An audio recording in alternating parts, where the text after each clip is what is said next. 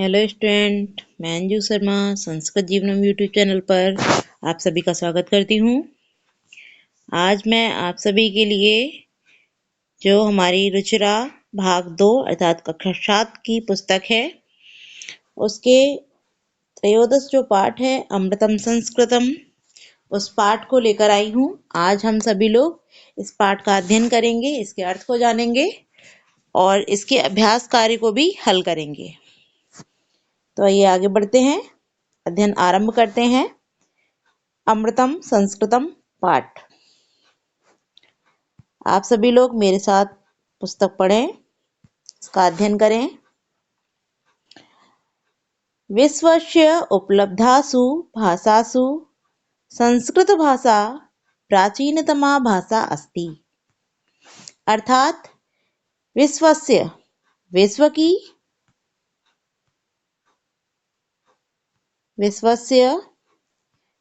की उपलब्धासु उपलब्ध भाषासु भाषाओं में संस्कृत भाषा प्राचीनतम भाषा अस्ति, भाषा है। अर्थात विश्व की उपलब्ध भाषाओं में संस्कृत भाषा प्राचीनतम भाषा है। तात्पर्य क्या हो जाएगा कि विश्व में जितनी भी भाषाएं आज के समय में उपस्थित हैं या उपलब्ध हैं, उन सभी भाषाओं में जो सबसे प्राचीन भाषा है वह हमारी संस्कृत भाषा है। ठीक है, आगे बढ़ते हैं। भाषेयम् अनेकेषां भाषाणां जननी मता। अर्थात भाषा इयम, जब हम यहाँ संधि विच्छेद करेंगे तो शब्द हो जाएगा भाषा धन इयम। इयम माने यह भाषा अनेकासाम अनेक भाषाणाम भाषाओं की जननी मता जननी मानी जाती है। अर्थात यह भाषा अनेक भाषाओं की जननी मानी जाती है। प्राचीनयो ज्ञान विज्ञानयो निधि अस्याम सुरक्षितः। अर्थ क्या हो जाएगा? प्राचीनयो प्राचीन, ज्ञान विज्ञानयो द्विवचन है तो क्या हो जाएगा? ज्ञान और विज्ञान की, ठीक, या ज्ञान या विज्ञान का। निधि माने खजाना, अस्याम इसमें, सुरक्षिता माने सुरक्षित है। तात्पर्य ज्ञान और विज्ञान का, जो प्राचीन ज्ञान और विज्ञान है उसका जो भी निधि माने खजाना है वह किसमें? अस्याम माने इसमें, किसमें? हमारी इस संस्कृत भाषा में ही सुरक्षिता माने सुरक्षित है। तात्पर्य है कि आज के समय में जितने भी हम ग्रंथ देखते हैं, चाहे वो विज्ञान से संबंधित हों, गणित से संबंधित हों या चिकित्सा से संबंधित हों, जितने भी हमारे पुराने ग्रंथ हैं वो सभी हमें संस्कृत भाषा में ही प्राप्त होते हैं। इसीलिए माना जाता है कि संस्कृत भाषा में ही प्राचीन ज्ञान और विज्ञान का खजाना सुरक्षित है। ठीक है, क्लियर हो गया? आगे बढ़ते हैं। संस्कृतस्य महत्व विषये केनापि कथितम्। अर्थात संस्कृत के महत्व के विषय में केनापि, केन माने किसी के, अपि माने भी, किसी के द्वारा भी, कथितम माने कहा गया है, किसी के द्वारा कहा गया है। किसके? इस संस्कृत के महत्व के विषय में ही किसी के द्वारा कहा गया है। क्या कहा गया इसको भी जानते हैं। भारतस्य प्रतिष्ठे द्वये संस्कृतम संस्कृतिस्तथा। अर्थात भारत की प्रतिष्ठा में, द्वय माने दो, भारत की जो प्रतिष्ठा है वो द्वय माने दो कारणों से है। कौन सी? तो संस्कृतम संस्कृत से, संस्कृति तथा माने और, तथा संस्कृति से, कि भारत की दो प्रतिष्ठाएं हैं। कौन कौन सी? संस्कृत और संस्कृति। हमारी जो संस्कृति है, भारतीय संस्कृति है, वह भी हमारे भारत की प्रतिष्ठा का कारण है, और दूसरी जो हमारी संस्कृत भाषा है यह भी हमारे भारत की प्रतिष्ठा का कारण है। तो उम्मीद करती हूँ कि यहाँ पहला पैराग्राफ जो हमारा है वो क्लियर हो गया होगा। एक बार पूरा इसका अर्थ जल्दी से देख लेते हैं। क्या हो जाएगा? विश्व की उपलब्ध भाषाओं में संस्कृत भाषा प्राचीनतम भाषा है। यह भाषा अनेक भाषाओं की जननी मानी जाती है। प्राचीन ज्ञान और विज्ञान का खजाना इसमें ही सुरक्षित है। संस्कृत के महत्व के विषय में किसी के द्वारा कहा गया है कि भारत की प्रतिष्ठा दो कारणों से है, संस्कृत और संस्कृति। क्लियर? चलिए आगे बढ़ते हैं अगले पैराग्राफ की ओर, अध्ययन करते हैं। इयम भाषा अतीव वैज्ञानिकी। इयम माने यह, भाषा अतीव अत्यंत वैज्ञानिकी वैज्ञानिक है। यह जो हमारी संस्कृत भाषा है वो अत्यधिक वैज्ञानिक भाषा है। केचन कथयन्ति यत् संस्कृतमेव संगणकस्य कृते सर्वोत्तमा भाषा। केचन माने किसी के द्वारा, केचन माने किसी के द्वारा, कथयन्ति कहा जाता है, कुछ लोगों के द्वारा कहा जाता है, यत माने कि, संस्कृतम एव, संस्कृत में, एव माने ही, संस्कृत ही, संस्कृतम संस्कृत, एव माने ही, संगणकस्य, संगणक माने होता है कंप्यूटर, क्या होता है? कंप्यूटर, कि संस्कृत ही संगणकस्य कंप्यूटर कृते माने के लिए, सर्वोत्तमा भाषा, सर्व माने सबसे, उत्तमा उत्तम, भाषा माने भाषा है। किन्हीं के द्वारा कहा जाता है कि संस्कृत ही कंप्यूटर के लिए सबसे उत्तम भाषा है। आगे बढ़ते हैं। अस्या वाङ्मये वेदै पुराणै नीतिशास्त्रै चिकित्साशास्त्रादिभिश्च समृद्धम अस्ति। अस्या माने इसका, वाङ्मयम साहित्य, वेदै वेदों से, पुराणै पुराणों से, नीतिशास्त्रै नीति शास्त्रों से, चिकित्सा शास्त्रादि चिकित्सा शास्त्र आदि भी, आदि से, च माने और चिकित्सा शास्त्र आदि से, समृद्धम अस्ति, समृद्ध अस्ति माने है, कि इसका वाङ्मय, वाङ्मय अर्थात साहित्य, इसका जो साहित्य है, किसका? हमारी इस संस्कृत भाषा का, किसका? क्योंकि यह चर्चा किसकी हो रही है? संस्कृत की, कि यह जो हमारी संस्कृत भाषा है इसका जो साहित्य है वो वेदों से, पुराणों से, नीति शास्त्रों से और चिकित्सा शास्त्र आदि से समृद्ध है। ठीक है, चलिए आगे देखते हैं। कालिदासादीनि विश्व कवीनां काव्य सौंदर्यम अनुपमम, अर्थात कालिदास आदीनाम, कालिदास आदि, विश्व कवीनाम विश्व कवियों का, काव्य सौंदर्यम काव्य सौंदर्य, अनुपमम अनुपम है, अनुपम अर्थात अद्वितीय है, जिसके समान कोई भी, अर्थात अद्वितीय कहते हैं जिसके समान कोई दूसरा ना हो। तो कालिदास इत्यादि जो हमारे विश्व कवि हुए हैं, इनके काव्य का सौंदर्य अद्वितीय है, जिसके समान किसी अन्य भाषा का काव्य सौंदर्य नहीं है। ठीक है। कौटिल्य रचितम अर्थशास्त्रम जगति प्रसिद्धम अस्ति। कौटिल्य द्वारा रचित अर्थशास्त्रम अर्थशास्त्र जगति संसार में प्रसिद्धम अस्ति प्रसिद्ध है। गणितशास्त्रे शून्यस्य प्रतिपादनं सर्वप्रथमम् आर्यभट्टः अकरोत्।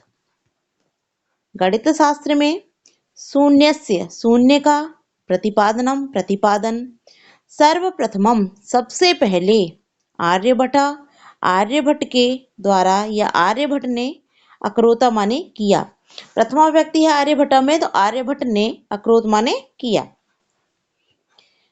चिकित्सा शास्त्रे चरक सुश्रुतयो योगदानम विश्व प्रसिद्धम। चिकित्सा शास्त्र में चरक सुश्रुतयो, चरक और सुश्रुत का योगदानम योगदान, विश्व प्रसिद्धम विश्व में प्रसिद्ध है। तात्पर्य, जो चरक और सुश्रुत नाम के दो चिकित्सक हुए हैं उनका चिकित्सा के शास्त्र में, चिकित्सा शास्त्र अर्थात जिसको हम बोलते हैं मेडिकल साइंस, ठीक है। तो आज के समय के जो मेडिकल साइंस है उस चिकित्सा के शास्त्र में चरक और सुश्रुत जो चिकित्सक रहे हैं, इन दोनों का योगदान जो है वो विश्व में प्रसिद्ध है। आज तक हम चरक और सुश्रुत को चिकित्सा शास्त्र का सर्वप्रथम चिकित्सक मानते हैं, ठीक है। इनके द्वारा जो ग्रंथ लिखे गए हैं उन ग्रंथों में ऐसे ऐसे रोगों का इलाज दिया गया है जो आज के समय की चिकित्सा पद्धति में भी प्राप्त नहीं होता है। इसी प्रकार से कौटिल्य के द्वारा रचा हुआ अर्थशास्त्र हम आज के समय का भी सबसे उत्तम ग्रंथ मानते हैं। इसी प्रकार जो गणित में शून्य का आविष्कार करने वाले थे आर्यभट्ट, उन्होंने भी सर्वप्रथम संस्कृत भाषा में ही अपने गणित के शास्त्र को लिखा है जिसका नाम है आर्यभट्टीयम, ठीक है। आगे बढ़ते हैं। संस्कृते यानि अन्यानि शास्त्राणि विद्यन्ते तेषु वास्तुशास्त्रं, रसायनशास्त्रं, खगोलविज्ञानं, ज्योतिशास्त्रं, विमानशास्त्रम् इत्यादीनि उल्लेखनीयानि। अर्थात संस्कृते संस्कृत में, यानि अन्यानि और अन्य शास्त्राणि शास्त्र, विद्यन्ते माने विद्यमान हैं, तेषु माने उनमें, कि संस्कृत में जो यानी माने जो, अन्यानि अन्य शास्त्र विद्यमान है अर्थात प्राप्त होते हैं, तेषु माने उनमें, वास्तुशास्त्रम वास्तुशास्त्र, वास्तुशास्त्र से तात्पर्य है कि जो हम लोग इंजीनियर के द्वारा हम अपने घरों का, मकानों का, भवनों का जो डिजाइन बनवाते हैं, नक्शा बनवाते हैं, वह सभी किसके अंतर्गत आता है? वास्तुशास्त्र के अंतर्गत। इसके अतिरिक्त रसायन शास्त्र, खगोल विज्ञान अर्थात भू और अंतरिक्ष से संबंधित। इसी प्रकार ज्योतिष शास्त्र और विमान शास्त्र जो हम जैसे कि आज के समय में यान, हवाई जहाज इत्यादि जो समझते हैं, मानते हैं, जानते हैं, वह सभी विमान शास्त्र। इति आदि नाम इत्यादि उल्लेखनीयानि, उल्लेखनीय है अर्थात उल्लेख करना चाहिए किनका? वास्तुशास्त्र, रसायन शास्त्र, खगोल विज्ञान, ज्योतिष शास्त्र, विमान शास्त्र इत्यादि का भी उल्लेख करना चाहिए जो हमें संस्कृत भाषा के अंतर्गत प्राप्त होते हैं अर्थात हमारे संस्कृत के साहित्य में प्राप्त होते हैं, ठीक है। एक बार पुनः इसका अर्थ जल्दी से एक नजर में देख लेते हैं, क्योंकि संपूर्ण अर्थ हम लोग जान चुके हैं, तो एक बार पुनः इसके अर्थ को जान लेते हैं। चलिए देखते चलते हैं कि यह भाषा अत्यंत वैज्ञानिक है। कुछ लोगों के द्वारा कहा गया है कि संस्कृत ही कंप्यूटर के लिए सर्वोत्तम भाषा है। इसका साहित्य वेदों से, पुराणों से, नीति शास्त्र से और चिकित्सा शास्त्र आदि से समृद्ध है। कालिदास आदि विश्व कवियों का काव्य सौंदर्य अद्वितीय अनुपम है। कौटिल्य द्वारा रचित अर्थशास्त्र संसार में प्रसिद्ध है। गणित शास्त्र में शून्य का प्रतिपादन सर्वप्रथम आर्यभट्ट ने किया। चिकित्सा शास्त्र में चरक और सुश्रुत का योगदान विश्व प्रसिद्ध है। संस्कृत में जो अन्य शास्त्र विद्यमान हैं उनमें वास्तुशास्त्र, रसायन शास्त्र, खगोल विज्ञान, ज्योतिष शास्त्र और विमान शास्त्र इत्यादि का उल्लेख करना चाहिए, ठीक है। 2 पैराग्राफ का अध्ययन कर लिया है। आगे बढ़ते हैं। तीसरा पैराग्राफ, संस्कृते विद्यमाना सूक्तयः अभ्युदयाय प्रेरयन्ति। संस्कृत में विद्यमान सूक्तियां अभ्युदयाय आगे बढ़ने के लिए प्रेरयन्ति प्रेरित करती हैं, कि संस्कृत भाषा में जो विद्यमान सूक्तियां हैं वह हमें निरंतर आगे बढ़ने की ओर प्रेरित करती हैं। यथा माने जैसे सत्यमेव जयते, सत्य की ही विजय होती है, ठीक है। वसुधैव कुटुंबकम, वसुधैव कुटुंबकम, वसुधा माने पृथ्वी, एवं माने ही, कुटुंबकम माने परिवार है, कि संपूर्ण पृथ्वी ही हमारा परिवार है। विद्या अमृतम अश्नुते, विद्या से अमृत प्राप्त होता है, अमृतत्व प्राप्त होता है। योगः कर्मसु कौशलम, कर्मों में कुशलता ही योगः माने योग है। इत्यादयः, इत्यादि।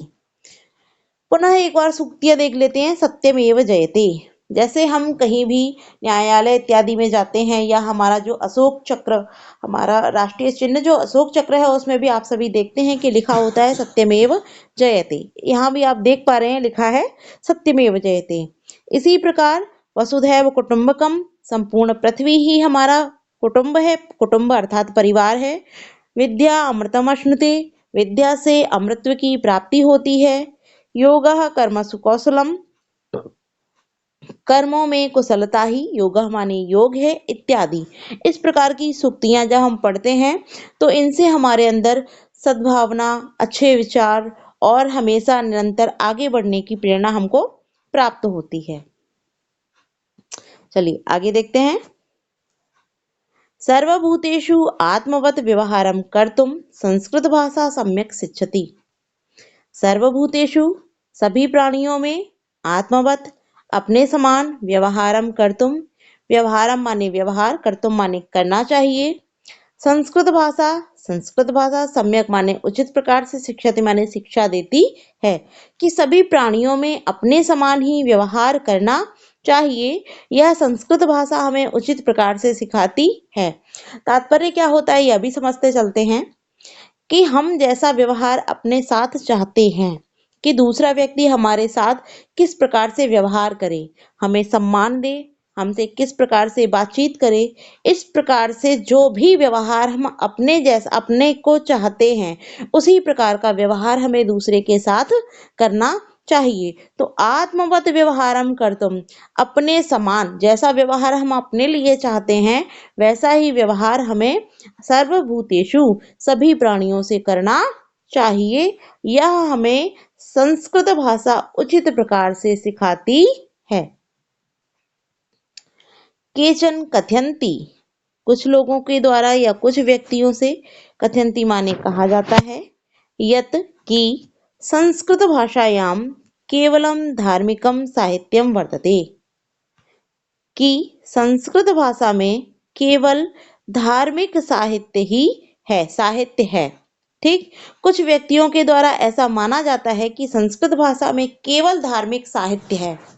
ठीक, एषा धारणा समीचीना नास्ति, एषा माने यह धारणा, धारणा अर्थात विचार, समीचीना नास्ति उचित, समीचीना माने समीचीन अर्थात उचित, न अस्ति, न माने नहीं, अस्ति माने है, कि यह धारणा जो है वह उचित नहीं है कि संस्कृत भाषा में केवल धार्मिक साहित्य ही है। ऐसा नहीं है। जैसे कि अभी हमने चर्चा कर ली थी ऊपर दूसरे वाले पैराग्राफ में कि संस्कृत में हमें अर्थशास्त्र के ग्रंथ प्राप्त होते हैं, गणित के शास्त्र प्राप्त होते हैं, विज्ञान के होते हैं, चिकित्सा शास्त्र के होते हैं, रसायन शास्त्र के होते हैं, ज्योतिष है, खगोल है और अन्य भी हमारे जो विषय हैं उन सभी के ग्रंथ भी हमें संस्कृत भाषा में प्राप्त होते हैं।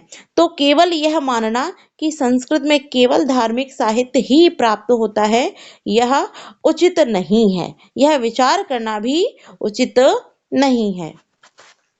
संस्कृत ग्रंथेषु मानव जीवनाय विविधा विषयाः समाविष्टा सन्ति। संस्कृत ग्रंथों में मानव जीवन के विविध विषय समावेशित सन्ति माने हैं, कि संस्कृत साहित्य में, संस्कृत ग्रंथों में मनुष्य के जीवन के अनेक विषय जो हैं वो क्या है, समाहित हैं। समाविष्टा माने समाहित हैं। ठीक है, चलिए आगे देखते हैं। महापुरुषाणाम, महापुरुषों का, महापुरुषाणाम माने महापुरुषों का,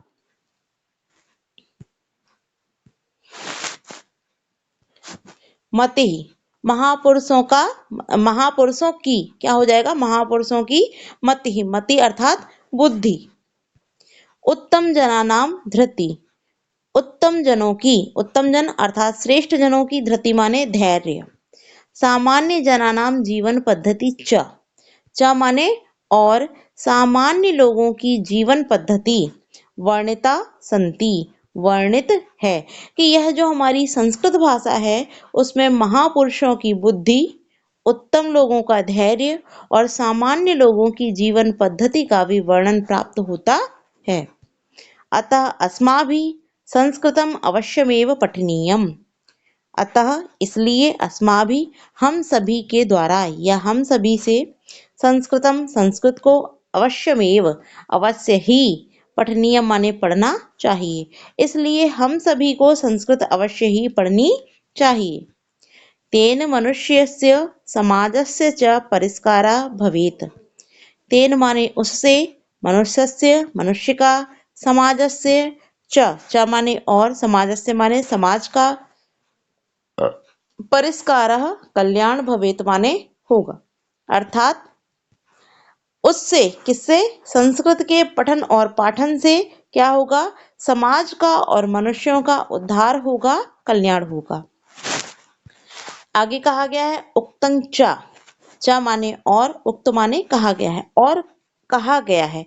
क्या कहा गया है, तो एक श्लोक में कहा गया है इसको, अमृतम संस्कृतम मित्र सरलम सरसम सरलम वचः भाषासु महनीयम यद ज्ञान विज्ञान पोषकम। अर्थात यहाँ मित्र को संबोधित करके कहा गया है कि हे मित्र, संस्कृतम संस्कृत, अमृतम अमृत है, सरसम रस से युक्त अर्थात सरस है, सरलम और सरल, वचः माने वाणी है, कि हे मित्र संस्कृत भाषा अमृतम अमृत है, सरसम रस से युक्त है, और सरलम सरल, वचः माने वाणी है, कि हे मित्र संस्कृत भाषा जो है वो अमृत है, सरस है और सरल वाणी है। भाषासु महनीयम यद, यत माने जो, भाषासु भाषाओं में, महनीयम महान है, ज्ञान विज्ञान पोषकम और ज्ञान विज्ञान की पोषक है। अर्थात जो संस्कृत भाषा है यह क्या है, सभी भाषाओं में महानतम भाषा है, जो क्या है, ज्ञान और विज्ञान की पोषक है। पोषक तात्पर्य निरंतर उसका पोषण करने वाली है, उसको आगे बढ़ाने वाली है।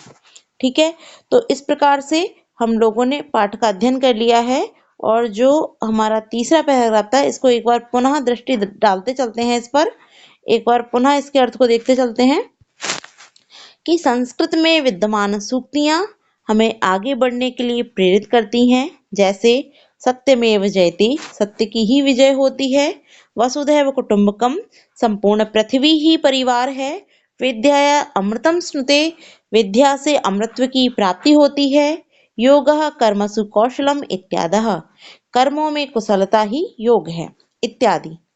सर्वभूतेषु आत्मवत व्यवहारम कर्तुम, सभी प्राणियों में अपने समान व्यवहार करना चाहिए, संस्कृत भाषा यह उचित प्रकार से सिखाती है। कुछ लोगों के द्वारा कहा जाता है कि संस्कृत भाषा में केवल धार्मिक साहित्य ही है। यह धारणा उचित नहीं है। संस्कृत ग्रंथों में मानव जीवन के अनेक विषयों को संस्कृत ग्रंथों में मानव जीवन के लिए अनेक विषय समाहित हैं। महापुरुषों का या महापुरुषों की बुद्धि, उत्तम जनों का धैर्य, सामान्य जनों की जीवन पद्धति वर्णित है। इसलिए हम सभी को संस्कृत अवश्य ही पढ़नी चाहिए। उससे मनुष्य का और समाज का कल्याण होता है। और कहा गया है कि हे मित्र, संस्कृत अमृत है, सरस है और सरल वाणी है, जो भाषाओं में महान है और जो ज्ञान और विज्ञान की पोषक है। ठीक है, तो यहाँ हमने संपूर्ण पाठ का अध्ययन कर लिया है। चलिए अब इसके अभ्यास कार्य को भी देख लेते हैं। तो अभ्यास कार्य में पहला जो हमारा प्रश्न है वह है उच्चारणम कुरुत, अर्थात उच्चारण करो। तो चलिए उच्चारण करते चलते हैं। उपलब्धाशु संगणकस्य, आप सभी मेरे साथ उच्चारित करते चलिए, क्योंकि हमारा जो प्रश्न है वह क्या है, उच्चारणम कुरुत, उच्चारण करो। तो आप सभी मेरे साथ दोहराइए। उपलब्धासु संगणकस्य चिकित्साशास्त्रम वैशिष्ट्यम भूगोलशास्त्रम वाङ्मये विद्यमानाः अर्थशास्त्रम। ठीक है, पहला प्रश्न हम लोगों ने देख लिया। आगे बढ़ते हैं, प्रश्न नंबर 2 देखते हैं। प्रश्न नंबर दूसरा है हमारा, प्रश्नानाम एक पदेन उत्तराणि लिखत, कि प्रश्नों को एक पद में उत्तर लिखो। जो प्रश्न है उन प्रश्नों के जो उत्तर है वो एक पद में लिखिए। पहला प्रश्न है इसमें, का भाषा प्राचीनतमा, अर्थात का माने कौन सी भाषा प्राचीनतमा सबसे प्राचीन है। तो कौन सी भाषा सबसे प्राचीन है, उत्तर हो जाएगा हमारा संस्कृत। ठीक है, अगला प्रश्न है, शून्य से प्रतिपादनम कहा अकरोत। तो हम लोगों ने अभी अध्ययन किया है कि जो शून्य का प्रतिपादन है किसने किया है, आर्यभट्टः, अर्थात आर्यभट्ट ने किया है। अगला प्रश्न है, कौटिल्येन रचितम शास्त्रम किम, कौटिल्य के द्वारा रचा गया शास्त्र कौन सा है। तो कौटिल्य के द्वारा जो लिखा गया शास्त्र है वो कौन सा है, अर्थशास्त्रम। ठीक है, अगला प्रश्न है, कस्या भाषायाः काव्य सौंदर्यम अनुपमम, किस भाषा का काव्य सौंदर्य अद्वितीय है। सॉरी, कस्या माने किसकी भाषा का काव्य सौंदर्य कैसा है, अनुपम अद्वितीय है। तो कालिदास आदि नाम विश्व कवि नाम, कालिदास आदि जो विश्व कवि हैं उनकी भाषा का काव्य सौंदर्य क्या है, अद्वितीय है। आगे, का अभ्युदयाय, क्या हो जाएगा, का अभ्युदयाय प्रेरयन्ति, कौन हमें आगे बढ़ने के लिए प्रेरित करती हैं। तो क्या करती हैं, सूक्तयः, अर्थात जो संस्कृत भाषा की सूक्तियां हैं वह हमें निरंतर आगे बढ़ने के लिए प्रेरित करती हैं। तो दूसरे प्रश्न का भी अध्ययन कर लिया। चलिए आगे बढ़ते हैं, प्रश्न नंबर 3 को देखते हैं। प्रश्न नंबर तीसरा है, प्रश्नानाम उत्तराणि एक वाक्येन लिखत, ये प्रश्नों का जो उत्तर है वो एक वाक्य में लिखना है।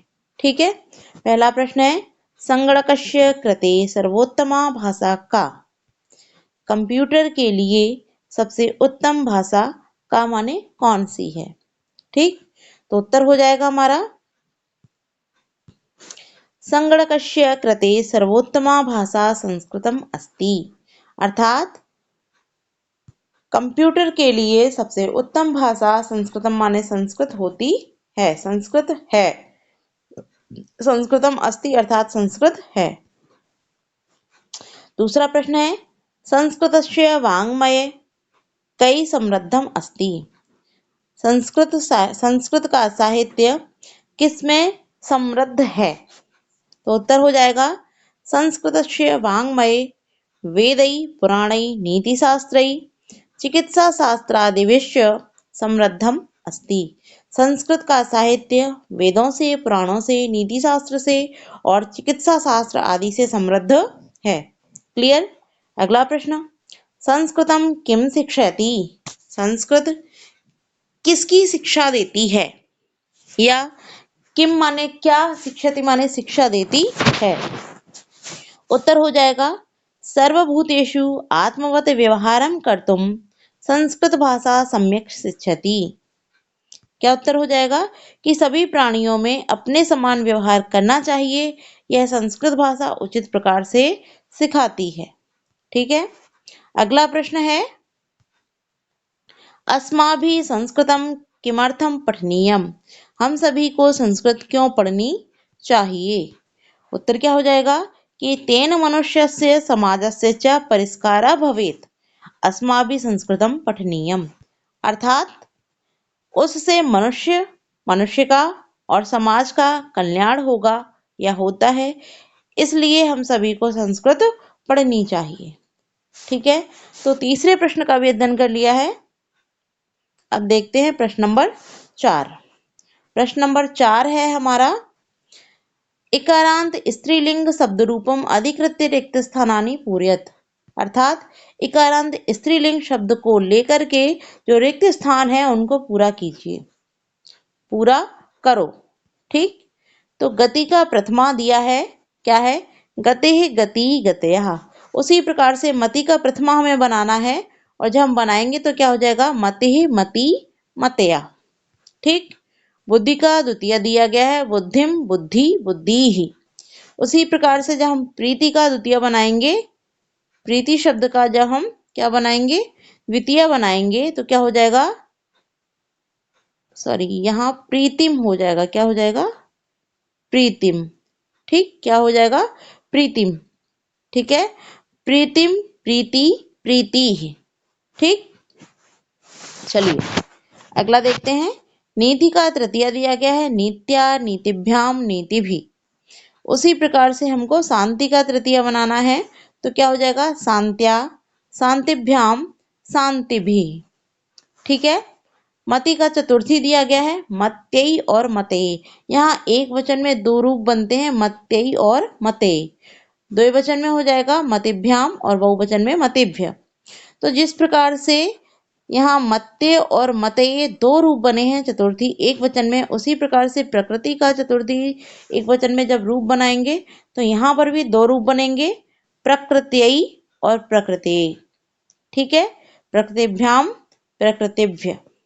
ठीक, आगे देखते हैं। इसी प्रश्न का आगे दिया गया है कीर्ति का पंचमी रूप दिया है कीर्त्या, कीर्ते। यहाँ पर भी पंचमी एक वचन में दो रूप बने हैं, द्विवचन कीर्तिभ्याम, बहुवचन कीर्तिभ्य।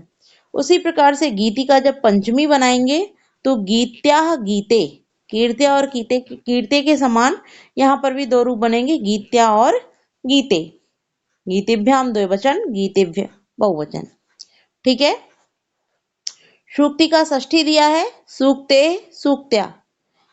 यहाँ आप देख रहे होंगे कि चतुर्थी एक वचन, पंचमी एक वचन, षष्ठी एक वचन, सप्तमी एक वचन, सभी में दो दो रूप बने हैं और सभी के दो दो रूप ही बनेंगे यहाँ पर।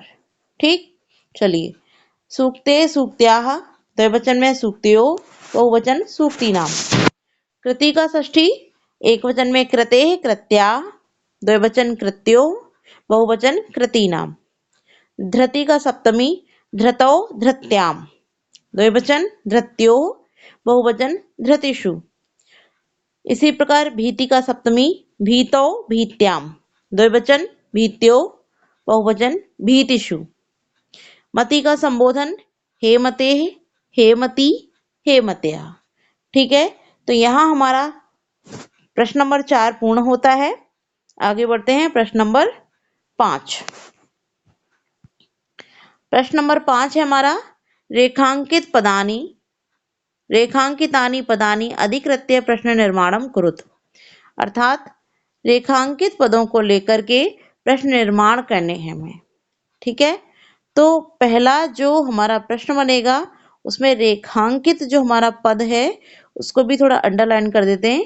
पहले वाली पंक्ति में निधि क्या हो जाएगा, निधि। दूसरे में संगणकस्य, तीसरे में हो जाएगा हमारा संस्कृत साहित्य और चौथे में वरिष्ठान। ये हमारे अंडरलाइन पद हैं। ठीक है, चलिए अब इसका पहला है हमारा संस्कृते ज्ञान विज्ञानयो। पहला क्या है हमारा देख लेते हैं। पहला है संस्कृते ज्ञान विज्ञानयो निधि सुरक्षितो अस्ति। अर्थात संस्कृत में ज्ञान और विज्ञान का खजाना सुरक्षित है। या निधि जो अंडरलाइन पद है इसको लेकर के, रेखांकित पद है उसको लेकर के प्रश्न बनाना है। तो हमारा प्रश्न बन जाएगा संस्कृते ज्ञान विज्ञानयो कः सुरक्षितो अस्ति, कः सुरक्षितो अस्ति। अर्थात यहाँ पर निधि के स्थान पर क्या हो जाएगा, कः शब्द आ जाएगा। प्रश्नवाचक जो है वो कः शब्द आ जाएगा। ठीक है, दूसरा वाक्य है संस्कृत में व संगणकस्य कृते सर्वोत्तमा भाषा। अर्थात संस्कृत ही कंप्यूटर के लिए सबसे उत्तम भाषा है। तो यहाँ संगणकस्य अंडरलाइन पद है, रेखांकित पद है, उसको लेकर जब हम प्रश्न बनाएंगे तो हमारा प्रश्न बन जाएगा संस्कृत में व कस्य कृते सर्वोत्तमा भाषा। अर्थात संस्कृत ही किसके लिए सबसे उत्तम भाषा है। ठीक, तीसरा है शल्य क्रियाया वर्णनम संस्कृत साहित्ये अस्ति। अर्थात शल्य क्रिया का वर्णन संस्कृत साहित्य में है। तो संस्कृत साहित्य पद यहाँ पर अंडरलाइन है, अर्थात सप्तमी विभक्ति है। तो जो प्रश्न हमारे बनते हैं, प्रश्नवाचक शब्द वही प्रयोग होते हैं जिस लिंग, जिस वचन और जिस विभक्ति में होते हैं, वही प्रश्नवाचक शब्द हमारे वहां प्रयोग किए जाते हैं। ठीक है, तो हमारा वाक्य बन गया, प्रश्न बन गया, सॉरी, शल्य क्रियायाः वर्णनम कुत्र कस्मिन् अस्ति। या तो कुत्र लगा सकते हैं या फिर आप कस्मिन्, कोई एक ऑप्शन यहाँ लगा सकते हैं। ठीक है, अगला है वरिष्ठान प्रति अस्माभि प्रियम व्यवहारतव्यम। वरिष्ठ लोगों के प्रति हम सभी को प्रिय व्यवहार करना चाहिए। तो यहाँ प्रश्न बन जाएगा कान प्रति अस्माभि प्रियम व्यवहारतव्यम, अर्थात किसके प्रति हम सभी को प्रिय व्यवहार करना चाहिए। ठीक है, प्रश्न नंबर 5 भी हमारा क्लियर हो गया। चलिए आगे देखते हैं प्रश्न नंबर 6। प्रश्न नंबर 6 है उदाहरण के अनुसार विभक्ति और वचन लिखो। तो सबसे पहले पद दिया है, फिर विभक्ति बतानी है, वचन बताना है। तो एक उदाहरण स्वरूप यहाँ दिया गया है, जैसे संस्कृते पद दिया है और इसमें षष्ठी विभक्ति एक वचन है। उसी प्रकार से यहाँ पर कुछ पद लिखे गए हैं और इनमें से हमें क्या करना है, विभक्ति और वचन इनके बताने हैं। तो सबसे पहले है गति। गति शब्द में प्रथमा विभक्ति है, एक वचन है। ठीक है, फिर है नीतिम। नीतिम में द्वितीय विभक्ति एक वचन। सूक्तयः। सूक्तयः में प्रथमा विभक्ति ही है, किंतु जो वचन है वह क्या हो गया है, बहुवचन। ठीक, शांत्या। शांत्या में तृतीय विभक्ति एक वचन। ठीक है, प्रीत्ययी चतुर्थी विभक्ति एक वचन। फिर मतिषु सप्तमी विभक्ति बहुवचन। क्लियर, कोई दिक्कत नहीं रही होगी। चलिए आगे बढ़ते हैं। प्रश्न नंबर 7, यथा योग्यम संयोज्य लिखत। जो उचित है उसके साथ उसको मिला करके लिखना है। तो यहाँ दो ऑप्शन दिए गए हैं, आपके पास पुस्तक होगी, आप लोग अवश्य देखिएगा, वहां इस क्रम में नहीं लिखे हैं, मैंने यहाँ उत्तरों को डायरेक्टली लिखा है। तो यहाँ दो ऑप्शन है, एक दो कॉलम है, एक का और एक खा। तो का में जो हमारे शब्द दिए गए हैं उनको खा वाले जो ऑप्शन है उसके साथ मैच करना है। तो हमने यहाँ मैच करके ही लिखा है। पहला ऑप्शन है हमारा कौटिल्यन। कौटिल्य के द्वारा क्या है, अर्थशास्त्रम रचित। कौटिल्य ने अर्थशास्त्र की रचना की है, तो कौटिल्य के द्वारा अर्थशास्त्र रचा गया है।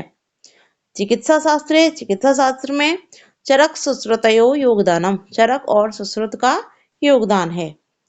शून्य से आविष्कारा। आविष्कर्ता आर्यभट्ट, अर्थात शून्य के आविष्कारकर्ता कौन है, आर्यभट्ट। संस्कृतम ज्ञान विज्ञान पोषकम। संस्कृत क्या है, संस्कृत भाषा हमारी ज्ञान और विज्ञान की पोषक है। सूक्तयः। सूक्तियां अभ्युदयाय प्रेरयन्ति। हमें आगे बढ़ने के लिए प्रेरित करती हैं। ठीक है, तो इस प्रकार से आज हम लोगों ने जो हमारा अमृतम संस्कृतम पाठ था उसका अध्ययन किया और उसके जो 7 प्रश्न अभ्यास कार्य में दिए गए थे सभी प्रश्नों का अध्ययन किया। आप सभी को पाठ का अध्ययन भी अच्छे से समझ में आया होगा और जो उसका अभ्यास कार्य है, प्रश्न उत्तर है या और भी जो प्रश्न थे वह सभी अच्छे से समझ में आ गए होंगे। कमेंट करके अवश्य बताइए कक्षा कैसी लगी। आज के लिए हम लोग इतना ही रखते हैं। धन्यवाद और शुभ रात्रि। पढ़ते रहिए, अध्ययन करते रहिए, चैनल के साथ जुड़े रहिए और वीडियो पसंद आने पर वीडियो को लाइक अवश्य कीजिए। शुभ रात्रि।